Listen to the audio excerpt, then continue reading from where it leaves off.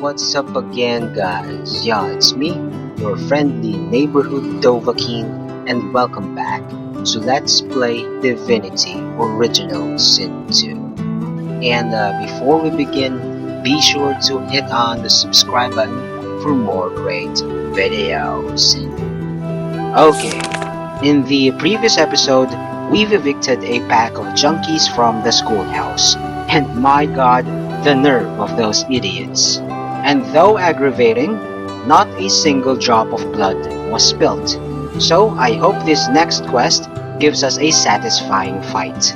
But of course, before that, we carry on with my final build arc. By the way, the links to my initial builds are in the description.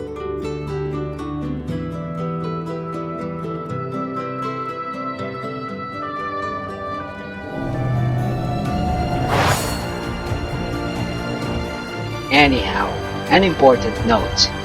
You won't understand this final Sebille build without watching my episode on Red, because a lot of the figures and stats here have already been thoroughly explained there.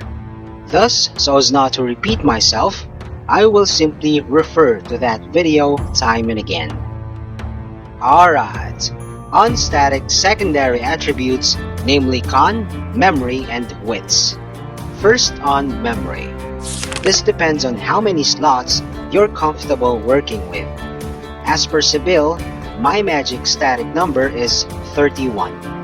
By the way, besides from directly increasing slots by memory points, you also gain 1 slot per 2 levels on top of that. So I'll just reduce her memory when I get an extra slot if I reach level 22. Next, Constitution and Wits. I arrived at these static figures based on a personal formula that I specified in Red's vid. As per Con, next to Red, she's the second highest. As per Wits, on the other hand, she's the lowest. Cause as far as initiative is concerned, I want her to be the last in turn order. And she doesn't need crit chance at all, cause she's a backstabber. Anyway, unlike Red, she has 2 primary attributes, Fin and Int. And as per Fin, as you can see, I'm short of 1 point from 60. And between the two, Fin takes prio. So if ever I gain extra points, I will only boost Int after I cap Fin at 60. Okay, as per gear, again, just go to Red's video. Alright, now on combat abilities. As you can see here, like with attributes, I didn't deviate much on all my tunes, as a matter of fact, from my initial builds. Sebille is still a Necro Rogue, and though I dumped 5 real base points on Polymorph, that school's not really a major part of her build, cause I'm only after the bonus points on attributes and apotheosis, and I don't have to explain how phenomenal this skill is at endgame. Anyway, back to Necromancy. This is why aside from Fin, she needs Int as well. But besides its damaging skills, Necro makes her a lifestealer. Each of her daggers have 7% lifesteal. That's 14%, plus 50% from Necro 5, so in total, 64% lifesteal. As per the 6 points in Warfare, which also enhances Necro's damage, I'm gonna explain more on that later as we touch on talents. Next is civil abilities, and with a combination of sneaking and thievery, Sebille is my full-fledged thief. By the way, my Fane has also high thievery, but he's more of a locksmith, and I use him when I want to save on lockpicks. Anyhow, going back to sneaking. In her initial build vid, I mentioned that I'm also using the Combat Sneak mod. That reduces the cost of sneaking in fights from 4 AP down to 2, which makes sense of her guerrilla talent. But so far in my entire playthrough, I've used this tactic less than a handful of times, cause it's still expensive. 2 AP to sneak, then another 2 to attack. But with Lady Chem's green tea, which I featured in episode 58, this tactic just became feasible. Now we move on to talents. And without ancestral knowledge, Corpse Eater, Rooted and Spider's Kiss, instead of just having 5 talent points at level 20, she has 7. The 6th point, by the way, I already explained in Red's vid. The 7th, however, which is Escapist, is not a point, but rather a gear bonus. Okay, as I've said earlier, what do talents have to do with warfare? In my initial build, she had the Pawn, which is incompatible with Executioner. By the way, all my toons have Executioner now, thus they have at least 1 point in warfare, and this talent is just amazing. But now without the Pawn, Sebille's mobility will suffer. That's why I compensated with 2 mobility warfare skills, Blitz Attack and Phoenix Dive. Alright, I did show a part of this earlier, but finally, we move on to skills and items. And it's not about having these specific skills memorized, because you should always adapt for any situation, but instead, the number of slots you're comfortable with. Anyhow, obviously except for Resurrection, I don't use scrolls, because for me, they're just clutter. And to organize things, all my pots are in a bag. Furthermore, I only use 2 hotbars, and the second one is for my innate, source, and item skills, and ammo. And as per ammo, as I've stated in my initial builds, Red and Sebille are grenadiers as well, but the types they carry are distinct from one another. Anyway, as per tags, my Sebille, as you know, is an origin toon. Therefore, we don't need to go there at all. On a side note, her story ended in Act 3, which I featured in a 2-part episode, 50 and 51. Also, she's the love interest of my main, and they've consummated their romance back in episode 55. So, there you go. Super Scion Sebille, the Necro Rogue.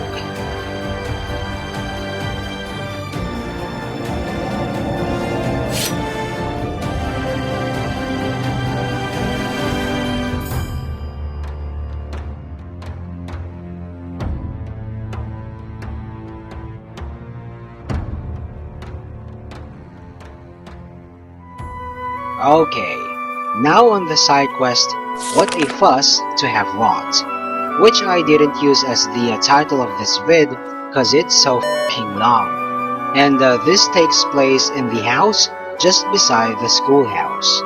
Anyhow, this is one of the fastest ways to obtain 10k gold in this game. A loan from Sanguinia Tell, which is by the way, the largest lendable amount.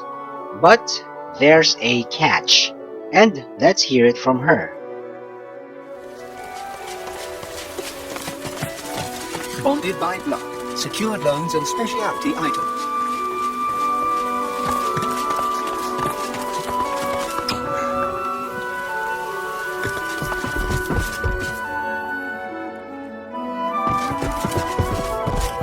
I offer secured loans for unsecured goods.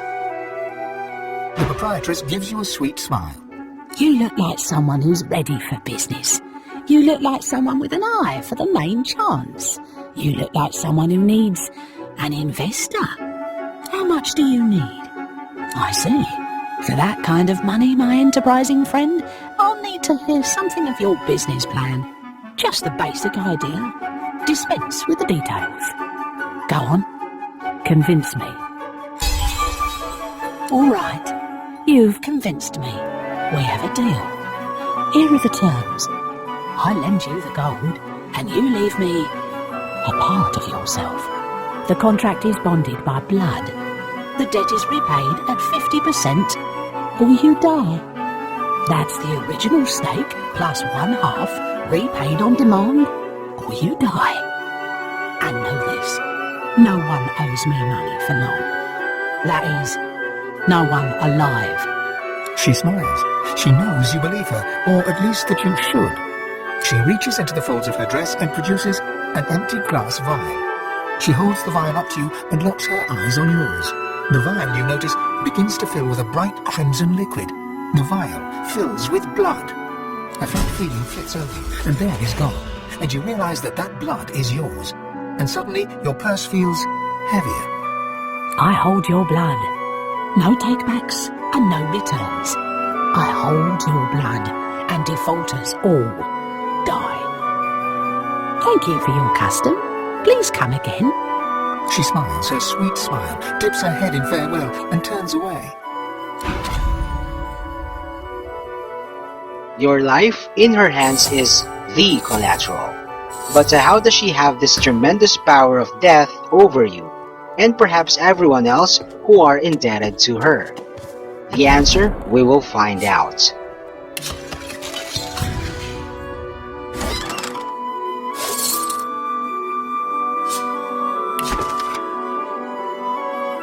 In shared demonry. We already know that Dr. Deva is a demon, so there you go. That's why she has that power. The goal here is to default your loan, and to do that without dying, you must first steal back your blood vial, which is in her cellar. Another job for Sebille. Cheap goods or cheap loans?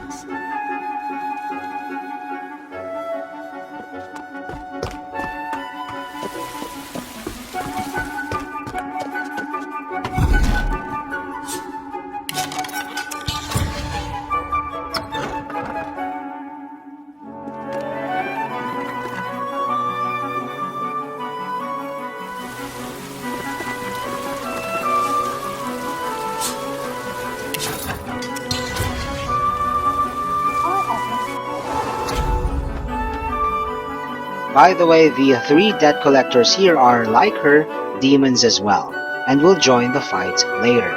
Anyway, an important bug note. After lockpicking the cupboard, close, then open it again, to make the vial racks clickable.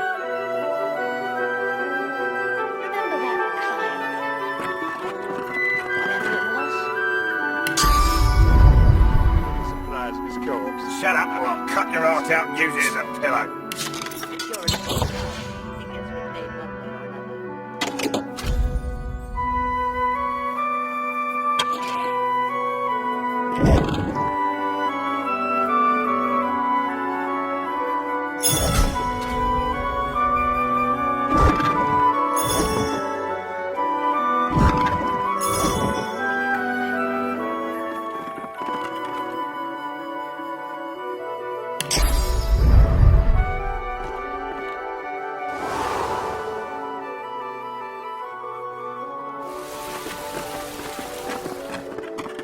Another important note.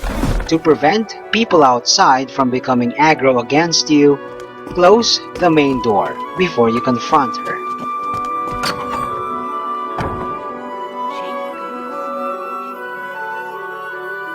Alright, my squad is already set. Anyway, again in episode 58, I've dealt with level 20 demons, albeit the fact that I was just level 19.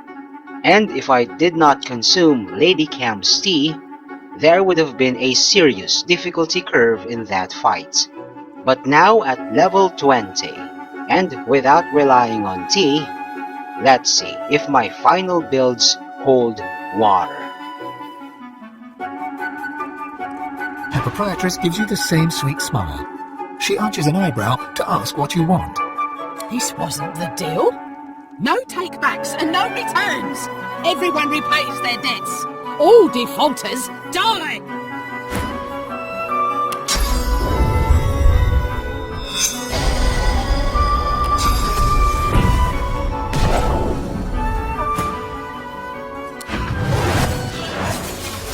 I had your blood.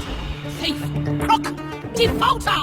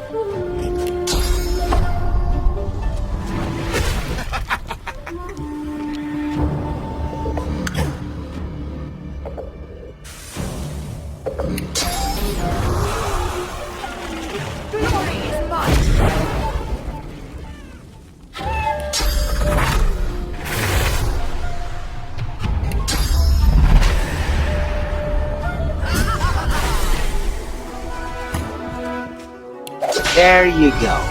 Like with most of my fights since Act 3, a single round wipe. Therefore, more than validating the efficacy of my final builds. Okay, don't forget to loot her key, cause we're gonna get an amazing unique armor back in the cellar. On a side note, that battle gives you a whopping total of nearly 450k kill EXP. 150k from her and 107k each from her entourage. This unique is arguably one of the best, if not the best, finesse-based chest armor in the game. Magnificent.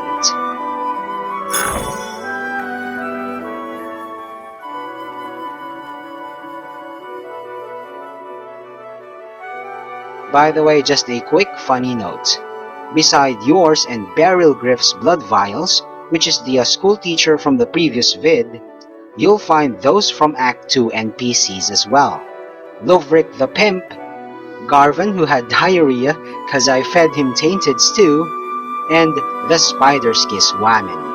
And the funny thing is, all of which are dead by my hands. So maybe I haven't realized it yet, but I was all along Sanguinia's true advocate. And one of these days, Beryl could be next. Anyway, the next episode is gonna be about my final build on Fane, so stay tuned in.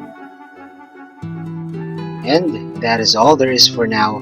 Thanks for watching. Also, check out other videos from Sabbath Clan Philippines and subscribe.